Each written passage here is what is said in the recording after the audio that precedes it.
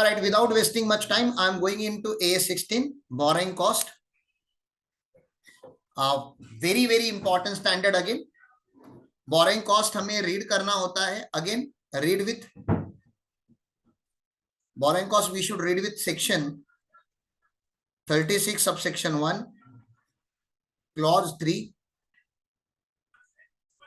and section 43 subsection 1, definition of actual cost.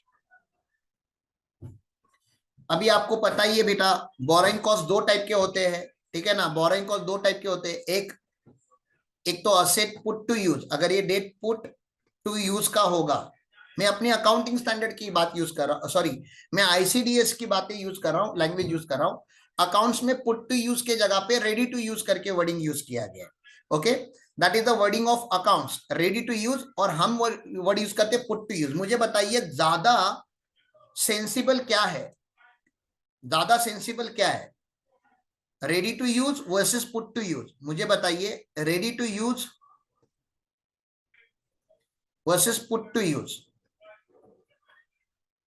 आप समझे ना, ये आपका प्रीवियस ईयर है, ये आपका प्रीवियस ईयर है पूरा का पूरा, ठीक है ना. प्रीवियस ईयर में असेट रेडी टू यूज हो गया सितंबर के मंथ में, लेकिन असेट पुट टू यूज हो गया दिसंबर के मंथ में, ठीक है ना. तो कैपिटलाइजेशन ज्यादा लॉजिकल कहां तक होना चाहिए? नहीं, अकाउंट्स बोलता है रेडी टू यूज तक होना चाहिए, लेकिन आपको पता है हम ज्यादा कंजर्वेटिव लोग हैं, हम इनकम टैक्स वाले लोग हैं ना, तो हम बोलते हैं रेडी टू यूज तक का कैपिटलाइजेशन नहीं, पुट टू यूज तक का कैपिटलाइजेशन. आपका जो लेस देन 180 और मोर देन 180 भी होता है, प्लीज अंडरस्टैंड करो, लेस देन 180 मोर देन 180 भी होता है, वो रेडी टू यूज से नहीं होता ना, वो भी पुट टू यूज से ही होता है. अगर आप दिसंबर में असेट पुट टू यूज करोगे तो करंट ईयर में आपको पता है, करंट ईयर में डिप्रिसिएशन आपका हाफ होने वाला है. Are you getting this? अरे इनकम टैक्स वाले लोग है ना बेटा, they don't look at the ready to use, they look at the put to use वाला वर्ड.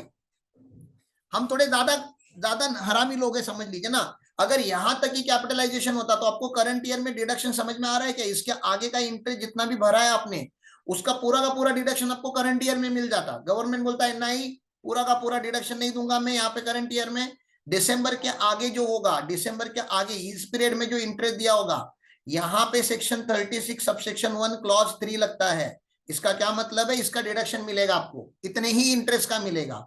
तो सर यहां से यहाँ जो इंटरेस्ट भरा गया है उसका क्या करेंगे? ये जो इंटरेस्ट इसके पहले भरा हुआ है उसका क्या करेंगे? इधर का इंटरेस्ट का क्या करेंगे? इस पीरियड के इंटरेस्ट का क्या करेंगे? इस पीरियड के इंटरेस्ट को कैपिटलाइज करेंगे. कैपिटलाइज करेंगे का मतलब क्या होता है? कैपिटलाइज करेंगे का मतलब होता है भैया, कैपिटलाइज करेंगे का मतलब होता है add to cost, actual cost, add to actual cost, right. बस इतना ही है. मेन तो यही है स्टैंडर्ड में कि कब आपको कैपिटलाइज करना है और कब आपको कैपिटलाइज सीज करना है. अब ये जो डेट है, ये जो डेट है, ये डेट कौन सी डेट है?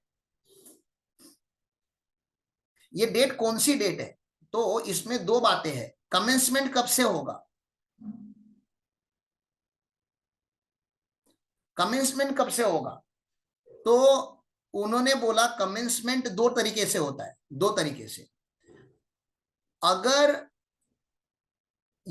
असेट स्पेसिफिक लोन होगा, असेट स्पेसिफिक लोन होगा, वो जो असेट आपने लिया हुआ है उसी को अक्वायर करने के लिए आपने लोन लिया था, तो ये जो कमेंसमेंट है ये डेट ऑफ लोन से चालू होगा. जिस दिन आपने लोन लिया उस दिन से कमेंसमेंट होगा इंटरेस्ट का, और कैपिटलाइजेशन भी उसी दिन से चालू होगा. लेकिन अगर आपने जनरल बोरोइंग किया होगा, जनरल बोरोइंग समझते हो ना आप?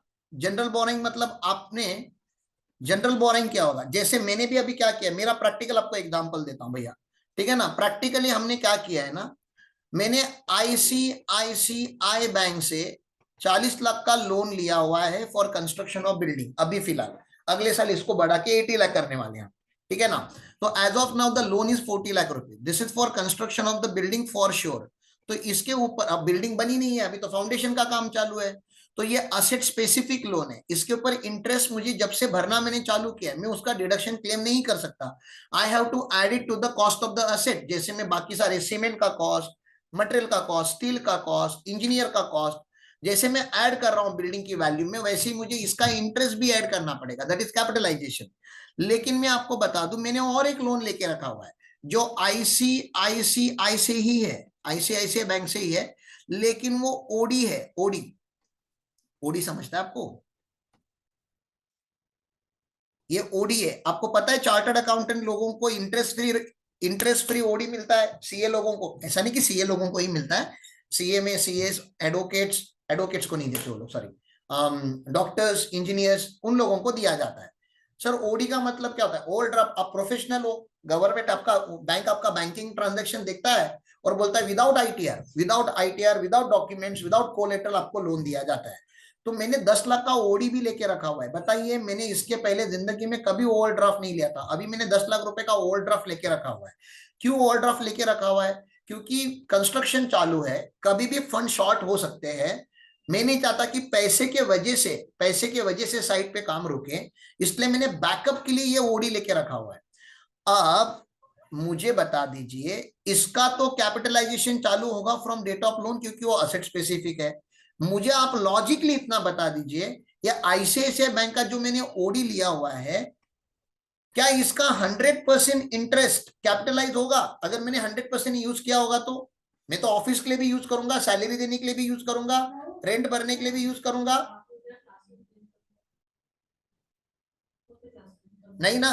तो इसमें से पहले तो कितना पैसा, इसमें से पहले पहले तो कितना इंटरेस्ट कैपिटलाइज होगा? इसमें से कितना इंटरेस्ट कैपिटलाइज होगा? इसमें से उतना ही इंटरेस्ट कैपिटलाइज होगा जितना मैंने प्रोजेक्ट में यूज किया, जितना मैंने बिल्डिंग में यूज किया, जितना मैंने बिल्डिंग में यूज किया। आप समझ रहे हो ना? अब मान लीजिए जितना मैंने बिल्डिंग में यूज किया वो 4 लाख रुपया था, तो 4 लाख रुपया, इसका 4 लाख रुपए के ऊपर का जो इंटरेस्ट होगा वो कैपिटलाइज होना चालू हो जाएगा। तो ये डेट ऑफ लोन से नहीं हो सकता ना, ये डेट ऑफ यूटिलाइजेशन से होना चाहिए। आप समझ रहे हैं क्या? जो जनरल बोरोइंग होती है उसका जो कैपिटलाइजेशन स्टार्ट होना चाहिए, वो डेट ऑफ लोन से नहीं होना चाहिए, वो डेट ऑफ यूटिलाइजेशन से होना चाहिए। Are you getting this point?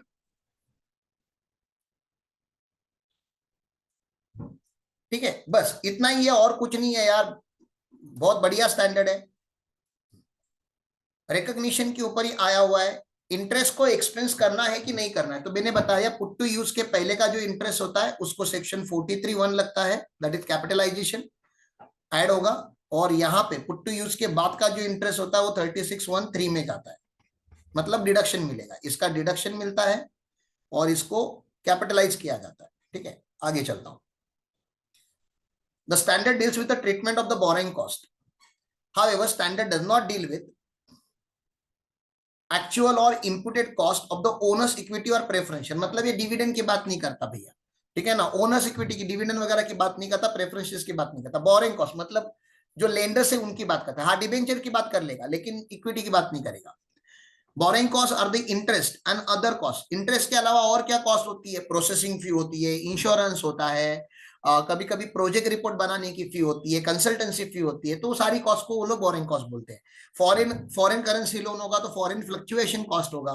ठीक है, incurred by the person in connection with the borrowing of the funds and include commitment charge. अच्छा, कमिटमेंट चार्जेस क्या होता है? अब मैंने ओडी लिया हुआ है, वो मेरे ओडी में तो शायद वो कमिटमेंट चार्जेस का क्लॉज नहीं है, लेकिन सीसी वगैरह में यूजुअली होता है। सीसी आपने सुना होगा, cash credit. Cash credit working capital facility होती है। अब मान लीजिए आपने 100 लाख का वर्किंग कैपिटल लेके रखा हुआ है, मतलब बैंक ने आपके लिए 100 लाख रिजर्व करके रखा हुआ है, आपको यूज करना चाहिए, तभी तो बैंक पैसा कमाएगा ना। बैंक का तो धंधा तभी होगा ना जब आप इसको यूज करोगे। आप इसको अनयूज रखोगे तो बैंक का कुछ बेनिफिट ही नहीं है। आप समझ रहे हो? आपने 100 लाख का सीसी आपके लिए डिसबर्स करके रखा हुआ है, अप्रूव करके रखा हुआ है, लेकिन आप उसको 1 रुपया भी यूज नहीं कर रहे हो, तो बैंक का कोई फायदा है क्या इसमें? बैंक ने आपके लिए फंड फंड प्रोवाइड करके रखा हुआ है, लेकिन आप यूज ही नहीं कर रहे हो उसको, तो बैंक बोलता है कि यार कुछ मिनिमम कमिटमेंट डाल के रखो कि मिनिमम 40% तो ये यूज होना चाहिए। ठीक है ना? आप क्रेडिट कार्ड वगैरह भी लेते हो तो आपको पता होगा, क्रेडिट कार्ड वगैरह भी लेते हो और अगर आपने क्रेडिट कार्ड यूज नहीं किया तो बैंक चार्जेस मार देता है आपको। ठीक है ना? बैंक चार्जेस मार मार देता है, non utilisation of credit card करके। ठीक है ना? बोलता है क्रेडिट कार्ड आपको दिया है ताकि आप क्रेडिट कार्ड यूज करो। ठीक है ना? आप क्रेडिट कार्ड यूज नहीं करे हो, क्रेडिट कार्ड लेके रखा आपने, तो आपको चार्जेस लगेंगी।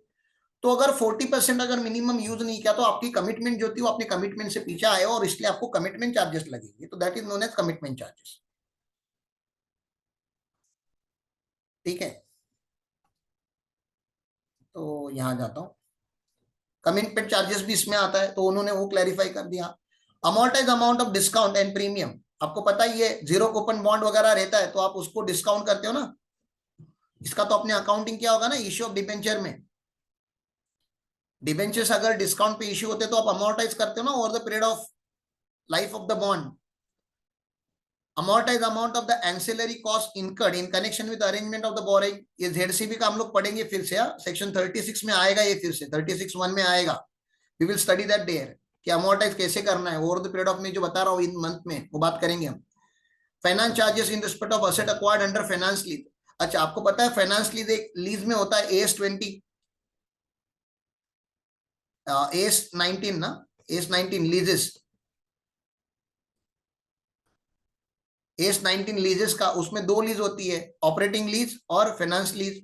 ऑपरेटिंग लीज का तो लीज का एक्सपेंस होता है, उसको छोड़ दो। Finance lease is like a hire purchase, आपने as good as asset purchase किया, खाली उसको लीज बोला जा रहा है, क्योंकि जब आपके पास पैसे नहीं थे तो आप क्या कर रहे हो, मैंने मारुति से मुझे कार लेनी थी, मैंने बोला फाइनेंस लीज करवा दीजिए 5 साल का, मतलब मान लीजिए कि मैंने 5 साल में असेट यूज करूंगा, मैं आपको रेंट देते जाऊंगा साहब आपको, ठीक है ना, लेकिन at the end of the 5 year मुझको आपको ओनरशिप ट्रांसफर करनी पड़ेगी सो एंड सो प्राइस के लिए, मतलब सब्सटेंशियल ओनरशिप पहले दिन पे ही ट्रांसफर हो गया था ना रे, ये तो लोन का अरेंजमेंट हो गया आपके दोनों के बीच में, लीज तो खाली नाम दे रहे हो, सब्सटेंस में अगर बात करेंगे तो इट इज लोन ट्रांजेक्शन, अपने इंस्टॉलमेंट ट्रांजेक्शन किया है, खाली अभी ओनरशिप लीगली पेपर पे ट्रांसफर नहीं हुई है, बाद में ट्रांसफर हो जाएगी, तो वो बातें वहां पे की है। तो उन्होंने बोला फाइनेंस लीज का जो कॉस्ट होता है, अच्छा फाइनेंस लीज में बैंक जो जो वेंडर है, जो सेलर है, आपको क्या लग रहा है, अगर वो गाड़ी का कीमत 10 लाख है तो खाली 10 लाख ही लेगा क्या, मतलब ऑन कैश लोगे तभी भी 10 लाख लेगा, फाइनेंस लीज करके लोगे तभी भी 10 लाख लेगा, ऐसा होता है क्या कि एक्स्ट्रा लेगा यहाँ पे?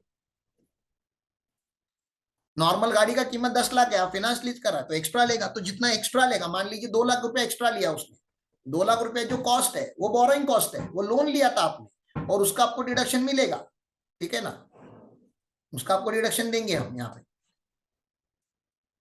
सही भैया, रिकॉग्निशन कैसे करेंगे, रिकॉग्निशन बहुत इंपॉर्टेंट मैंने बता दिया, borrowing cost that are directly attributable to the acquisition, construction, production of qualifying asset, qualifying asset मतलब asset which take substantial period to get ready, shall be capitalized, ओहो कैपिटलाइजेशन ऑफ बोरोइंग कॉस्ट की बात कर रहे हैं यहाँ पे, to the cost of asset.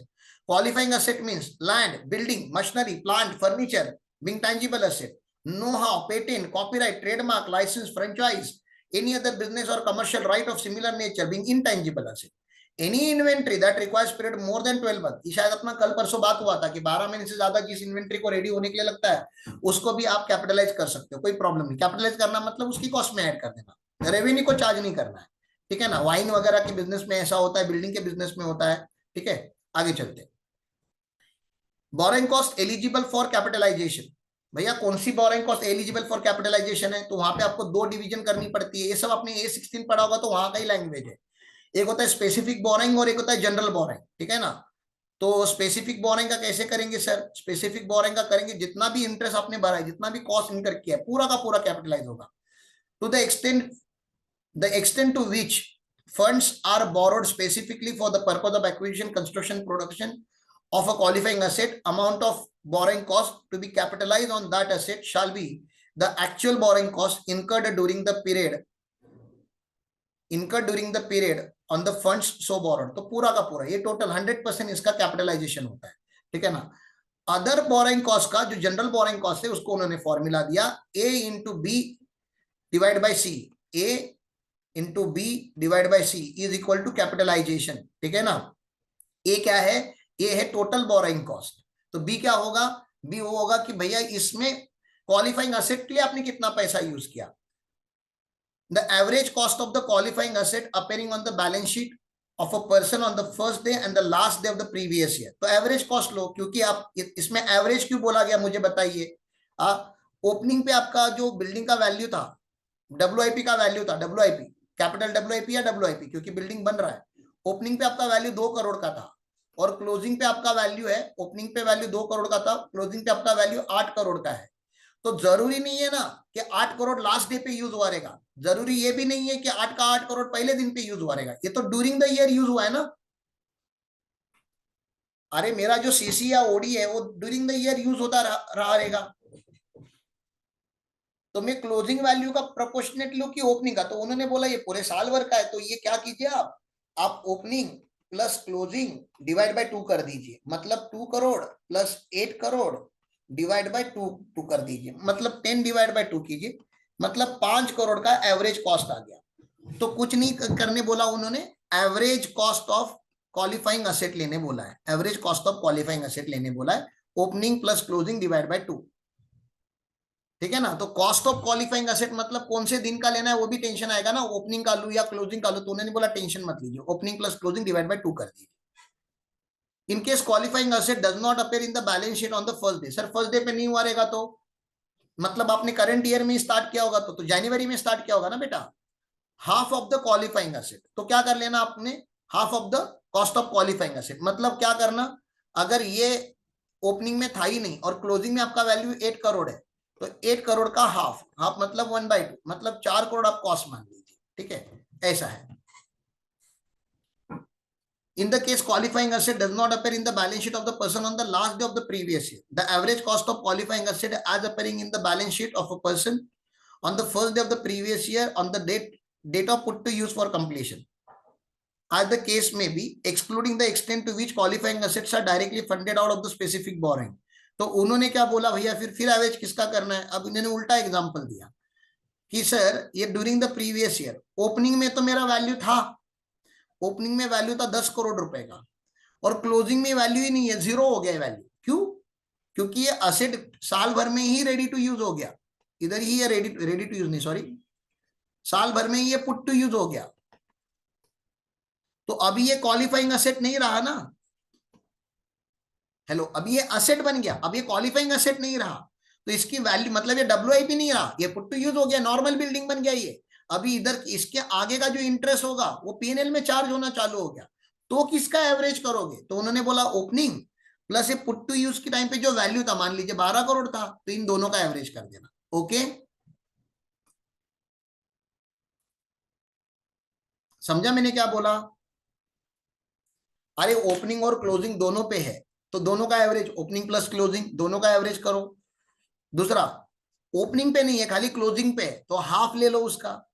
Sir closing पे नहीं है तो opening plus put to use के दिन तक का होगा, उसका एवरेज कर दीजिए। यहां तक क्लियर है? ये 3 सिचुएशन समझा आपको? ठीक है, आगे, average amount of total asset appearing in the balance sheet of a person on the first day and the last day of the previous year other than the asset directly funded. हाँ भैया, तो ये तो total asset की बात कर रहा है ना, सी की बात कर रहा है, तो C is equal to what, C is equal to total. Total asset कितने, जिसमें से आपने क्या किया, जिसको आपने जनरल बोरोइंग यूज किया हुआ है, ऐसे टोटल एसेट का वैल्यूएशन कितना है, वो भी opening plus closing divide by 2 किया गया। बस यहाँ पे थोड़े वेरिएशंस आए, आप लोग देख लो। Commencement of the borrowing cost तो मैंने बता ही दिया आपको, कमेंसमेंट कब होता है, कमेंसमेंट कब होता है, तो मैंने बोला स्पेसिफिक बोरिंग का डेट ऑफ लोन से होगा, डेट ऑफ लोन आपने जब लिया होगा, और जनरल बोरिंग का डेट ऑफ यूटिलाइजेशन होगा, डेट ऑफ यूटिलाइजेशन से होगा। सेसेशन, सेसेशन का मतलब है स्टॉप कब होगा, कैपिटलाइजेशन स्टॉप कब होगा, उसके बाद 36 लगना चालू हो जाएगा, सेक्शन 36, उसके बाद रेवेन्यू एक्सपेंडिचर, कैपिटल एक्सपेंडिचर रुकेगा कब, तो in case other than inventory, asset अगर अदर देन इन्वेंट्री होगा तो मतलब असेट है, असेट है तो पुट टू यूज हुआ रहेगा आपका, date of put to use तक आपका सेसेशन चलेगा। ठीक है ना, और इन्वेंट्री अगर होगा तो इन्वेंट्री का कब रोकोगे सर आप, when substantially all the activities necessary to prepare such inventory for its intended use are complete। तो इन्वेंट्री जब बन के फिनिश गुड्स हो जाएगा, जिस दिन वो फिनिश गुड्स बन के रेडी हो गया उस दिन आपका सेसेशन हो जाएगा, रुक जाएगा। सर डिस्क्लोजर में क्या क्या डालेंगे हम, following shall be the disclosure में। ठीक है ना, क्या क्या डिस्क्लोजर डालेंगे, policy adopted for the borrowing cost, कितना अपने borrowing cost capitalise during the year किया है, इसका आपको यहाँ पे डिस्क्लोजर डालना पड़ेगा। चलो ठीक है, इतना हो गया। डिफरेंशिएट चाहिए तो फटाफट देख लेते हैं। ICDS with S, borrowing cost include exchange difference to the extent that they are recognized as an adjustment to the increase of the cost। तो ये A16 में फॉरेक्स का भी इफेक्ट देता है। ICDS 9 क्या बोलता है, borrowing cost does not include in the exchange difference arising from the foreign currency borrowing। तो उसके लिए हमारा ICDS जो फॉरेक्स का है वही आपके लिए इफेक्ट है, 6 में ही इसका ट्रीटमेंट देंगे। Qualifying asset, qualifying asset define which is necessary take substantial period of time to get ready for intended use. इन्होंने यहाँ पे बोल दिया लेकिन यहाँ पे क्वालिफाइंग एसेट का मीनिंग उन्होंने इन्वेंट्री के लिए बोल दिया 12 महीने के ऊपर ही अगर होगा तो ही मानेंगे, और बाकी लोगों को तो उन्होंने बोल दिया टेंजिबल इंटेंजिबल होगा। टेंजिबल इंटेंजिबल होगा तो उसका पीरियड देखना ही नहीं है, 12 महीने वगैरह नहीं देखना है। आपका असेट है ना, 8 महीने भी आपके लिए लॉन्ग टर्म पीरियड हो सकता है, यहाँ पे 8 मंथ भी लॉन्ग टर्म पीरियड हो, जब तक वो पुट टू यूज नहीं होता तब तक आपको कैपिटलाइजेशन चालू रखना है। Commencement and cessation almost same ही है। Methodology of capitalisation direct specific होगा तो डायरेक्ट एट्रीब्यूटेबल, और अगर जनरल बोरिंग होगा तो यहाँ पे वेटेड एवरेज फॉर्मूला उन्होंने दिया हुआ है, सेम यहाँ पे भी किया है उन्होंने डायरेक्ट। और in case of general borrowing pro rata allocation, pro rata allocation मतलब A into B divide by सी।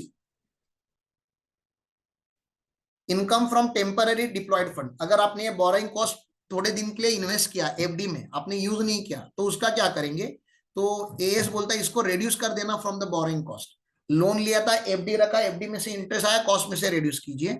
यहाँ पे कोई सिमिलर प्रोविजन नहीं है, लेकिन अगर आपको कंजर्वेटिव अप्रोच फॉलो करना है तो मैंने क्या बताया था आपको, इंटरेस्ट को आपको सेपरेटली ही टैक्स करना पड़ता है, ठीक है ना, इंटरेस्ट को आपको सेपरेटली टैक्स करना पड़ता है। फिर आप जब एएस पढ़ोगे तब आपको सस्पेंशन ऑफ बोरिंग कैपिटलाइजेशन करके पढ़ाया जाएगा कि इंडिया में या जिस भी देश में हो आप, ठीक है ना, वहां पे कोविड के वजह से या कोई वॉर लाइक सिचुएशन की वजह से या स्ट्राइक की वजह से कुछ भी आपका काम ही रुक गया था, जितने पीरियड में आपका काम रुका गया था उतने पीरियड का बोरिंग कॉस्ट जो होगा उसको सस्पेंड करो, मतलब उसको कैपिटलाइज मत करो, डायरेक्टली पीएनएल को चार्ज करो। लेकिन ऐसा कोई प्रोविजन हमारे यहाँ पे नहीं है, नहीं है तो in the absence of provision क्या करेंगे sir, date of put to use तक का जितना भी बोरिंग कॉस्ट होगा हम कैपिटलाइज करेंगे, ठीक है। तो ये आपका ए16 हो गया। ए16 के साथ मुझे आपको जो 2 सेक्शंस पढ़ाने थे फटाफट वो बता देता हूं आपको पीजीबीपी के।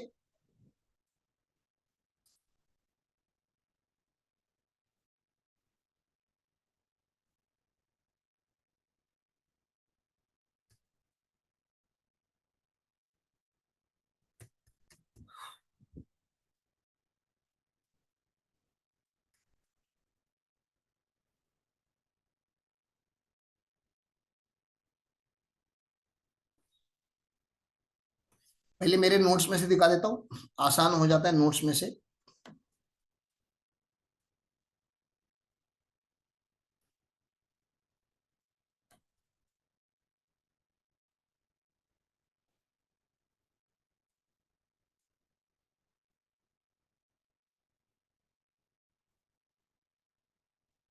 यहाँ पे 36 चालू होगा अपना, यहाँ पे स्टार करके रखा है आप देख सकते हो, मतलब ये इंपॉर्टेंट है हमारे लिए, this is very important clause. Interest, interest अगर बिजनेस प्रोफेशन के लिए होगा तो आपको डिडक्शन मिलेगा, इंटरेस्ट अगर एनी अदर पर्पज के लिए होगा तो डिडक्शन नहीं मिलेगा। तो आपने हाउस प्रॉपर्टी एक्वायर करने के लिए इंटरेस्ट लिया होगा तो डिडक्शन नहीं मिलेगा, पर्सनल एक्सपेंसेस के लिए किया है, एजुकेशन के लिए किया है तो आपको इंटरेस्ट का डिडक्शन यहाँ नहीं मिलेगा। पर्सनल कार लेने के लिए आपने किया है, इंटरेस्ट का डिडक्शन पीजीबीपी नहीं देगा। हाँ कोई और सेक्शन दे सकता है, जैसे 80E में एजुकेशन इंटरेस्ट का डिडक्शन मिलता है, 24B में हाउस प्रॉपर्टी के इंटरेस्ट का डिडक्शन मिलता है। अगर आपने मोटर व्हीकल लिए, इलेक्ट्रिकल व्हीकल लिए तो 80EB में आपको डिडक्शन मिलेगा, यहां नहीं मिलेगा, ठीक है ना, यहां आपको बिजनेस एंड प्रोफेशन का ही मिलेगा। और वो भी अगर लोन आपने लिया है पब्लिक फाइनेंशियल इंस्टीट्यूशन से, स्टेट फाइनेंशियल कॉर्पोरेशन से, स्टेट इंडस्ट्रियल इन्वेस्टमेंट कॉर्पोरेशन से, शेड्यूल बैंक से, ठीक है ना, कोऑपरेटिव बैंक से, नॉन बैंकिंग फाइनेंशियल कॉर्पोरेशन से, तो यहाँ पे पब्लिक इंटरेस्टेड है, public at a large interested है, इसलिए इसका जो डिडक्शन मिलता है आपको वो पेमेंट बेसिस पे मिलता है, मतलब सब्जेक्ट टू 43B हम लिखते हैं। आपको पता ही है 43B का एप्लीकेशन क्या है, और इसके लिए मैं हमेशा विजय माल्या जी का एग्जांपल लेता हूं कि विजय माल्या जी ने देखी है हमारी इंडियन बैंक से कुछ 10,000 करोड़ का लोन लिया था। अब 10,000 करोड़ के ऊपर इंटरेस्ट अक्रू तो होता रहेगा हर साल में, 10% भी अगर मानते हो तो हर 1,000 करोड़ का इंटरेस्ट अक्रू होता रहेगा। हाँ, तो इस इंटरेस्ट का डिडक्शन अक्रूवल बेसिस पे आप दोगे। जो एनपीए बन चुका है, एनपीए, एनपीए क्या, ये तो डेड एसेट है, ठीक है ना, लॉस एसेट है ये। हाँ, इसका अक्रूवल बेसिस पे डिडक्शन मिलेगा इनको। और क्या अक्रूवल बेसिस बेसिस पे बैंक के हाथ में टैक्स भी होना चाहिए, दोनों पूछ रहा हूं मैं, क्या बैंक अक्रूवल बेसिस पे टैक्स भरेगा और क्या जो किंगफिशर एयरलाइंस है वो अक्रूवल बेसिस पे डिडक्शन लेगी, तो दोनों का आंसर नो है।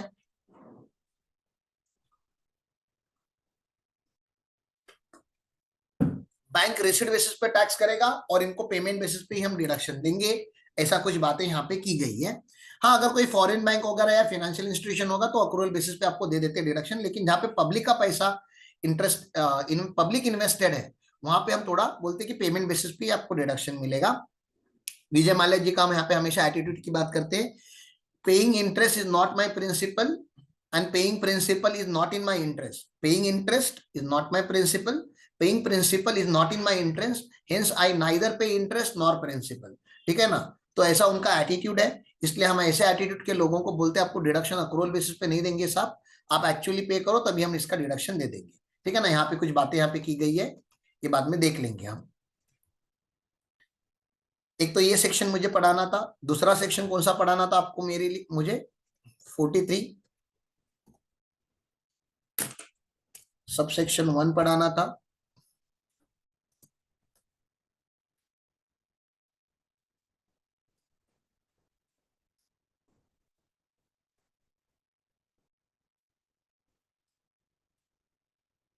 हाँ, यहाँ पे बोरोइंग कॉस्ट कहाँ पे लिखा है?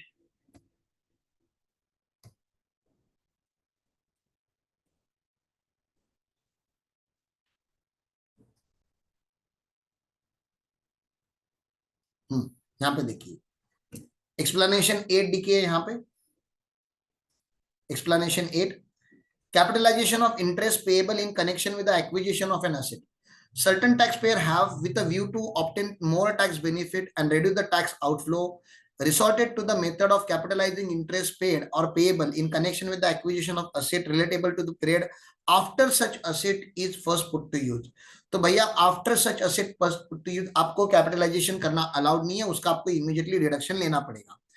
This capitalization implies inclusion of interest in the actual cost of the interest for the purpose of claiming depreciation under Income Tax Act 1961. This was the never legislative intent nor was in accordance with the recognized accounting practices. Therefore, we to counter the tax avoidance through its method and placing the matter beyond a doubt. Explanation 8 to section 43(1) provides that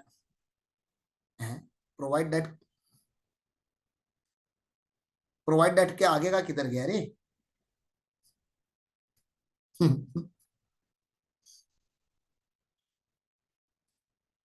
provide that के आगे का खो गया।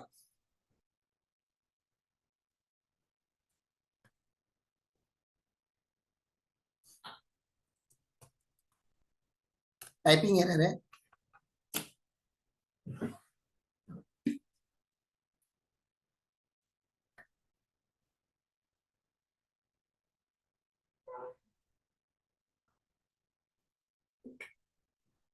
कोई नहीं, bare act में से पढ़ लेते हैं।